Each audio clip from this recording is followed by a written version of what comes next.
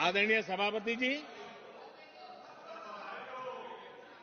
मेरा सौभाग्य रहा कि मुझे लंबे समय तक एक राज्य के मुख्यमंत्री के नाते देश की और जनता की सेवा करने का अवसर मिला। और इसलिए मैं रीजनल एस्पिरेशंस को बहुत भली-भांति समझता हूं, क्योंकि मैं उस प्रोसेस से निकला हूं। जैसे हमारे यहां दिग्विजय जी, उनको भली-भांति सहज समझ आता है कि एक राज्य के लिए क्या होता है। हम लोग उसी दुनिया से निकल करके आए हैं, तो हमें अनुभव है, पता है। शरद राव जी को है, तो ऐसे कुछ लोग हैं यहां जिनको ये सारी चीजों का पता है। देवगढ़ा साहब है, तो इन लोगों के इन सारी चीजों का पता है, तो हम इसका महात्मा समझते हैं। हमें कोई किताबों में नहीं पढ़ना पड़ता है, हम अनुभव कर करके आए हैं। और ये भी सच्चाई है साहब, 10 साल यूपीए की पूरी शक्ति गुजरात को क्या कुछ न करने में लगी हुई थी, आप कल्पना नहीं कर सकते। लेकिन मैं आंसू नहीं बहाता, मैं रोने की मेरी आदत नहीं है जी। लेकिन तब भी उतने संकटों के बावजूद भी, उतने जुल्म के बाद भी, हर प्रकार की मुसीबतों को झेलते हुए भी, मेरी तो मुसीबत ऐसी थी कि यहाँ किसी मिनिस्टर से मुझे अपॉइंटमेंट नहीं मिलती थी। वो कहते थे, भाई आप जानते हो मेरी तो दोस्ती है, मैं फोन पे बात कर लूंगा, लेकिन कहीं फोटो वोटो निकल गए, ये डर रहता था। यहां मंत्रियों का डर ऐसा था। अब खैर उनकी मुसीबतें मैं समझ सकता हूं। मेरे यहां एक बार बहुत प्राकृतिक आपदा आई। मैंने उस समय प्रधानमंत्री जी को बड़ा रिक्वेस्ट किया कि आप आइए, एक बार जरा देख लीजिए। उनका कार्यक्रम बना, फिर साहब एक एडवाइजरी कमेटी बनी थी, शायद वहां से हुक्म आया, तो कोई हेलीकॉप्टर से हवाई निरीक्षण करे वो तो मैं समझ सकता हूं। साहब वो कार्यक्रम बदल करके साउथ में किस राज्य में गए तो मुझे याद नहीं रहा आज, और बोले हम हवाई जहाज से ऊपर से देख लेंगे, हम गुजरात में नहीं आएंगे। मैं सूरत पहुंचा हुआ था, वो आने वाले थे। मैं जानता हूं आखिर में क्या हुआ होगा। तो आप कल्पना कर सकते हैं साहब, प्राकृतिक आपदा में भी मैंने ऐसी मुसीबतों को झेला है।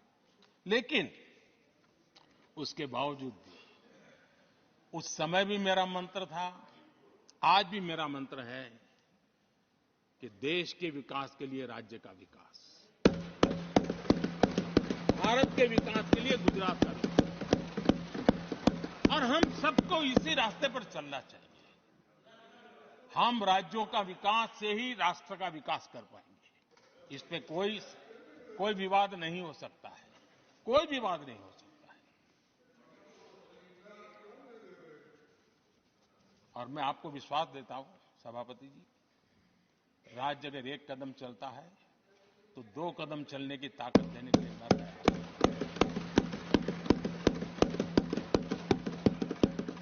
कोऑपरेटिव फेडरलिज्म क्या होता है, और मैंने तो हमेशा कहा, कॉम्पिटिटिव कोऑपरेटिव फेडरलिज्म। आज देश को जरूरत है कॉम्पिटिटिव कोऑपरेटिव फेडरलिज्म। हमारे राज्यों के बीच में तंदुरुस्त स्पर्धा हो, ताकि हम तेजी से देश में आगे बढ़े। एक सकारात्मक सोच के साथ हमको चलने की जरूरत है। और मैं ये राज्य में था तब भी इसी विचारों को लेकर के काम करता था, इसलिए चुपचाप सहता भी था। आदरणीय सभापति जी, कोविड एक उदाहरण है। इतना बड़ा संकट आया दुनिया का, ऐसे संकट के समय राज्य के मुख्यमंत्रियों के साथ 20 बैठकें की। उस कालखंड में एक एक बात का विचार विमर्श करके साथ लेकर के, और सभी राज्यों का सहयोग, एक टीम बन करके केंद्र और राज्य ने काम किया।